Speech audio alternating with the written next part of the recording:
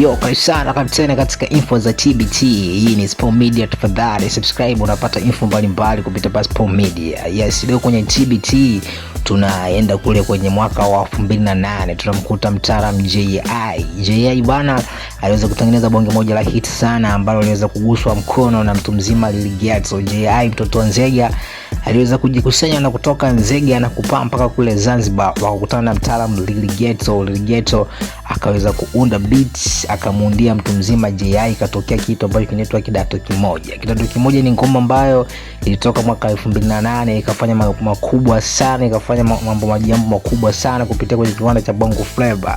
Tunakumbuka kwamba kipindi hicho Zenji Flava ilikuwa imeshika hatamu sana. So JI alitoka kutokea kwenye soko la Zenji Flava. Ndio maana unaona kwenye hiyo ngoma Lil Ghetto alihusika kuiproduce, na pia kwenye video King alicheza mtu mzima Agel, vitu kama hizo hapo. Yes. Na performer wote waliweza kuonekana kwenye video, wote ni wana wa Zenji, Zezbel, vitu kama hizo hapo.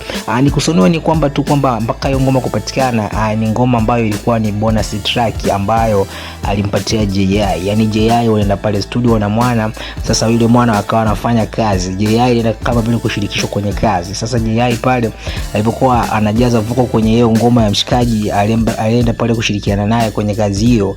JI akaonekana kwamba ana uwezo mkubwa sana kuimba. Sasa pale mtu mzima Lil Ghetto akawa amevutiwa na uimbaji wake, akamwambia bana, yo mimi nakugei session, so tukimaliza hii hapa utakuja tufanye session ya vitu kama hizo hapo, session yako, vitu kama hizo hapo. Sasa JI baada ya kumaliza hiyo kazi akaondoka, kama kesho kutwa yake akarudi pale, wakagonga hiyo beat bana.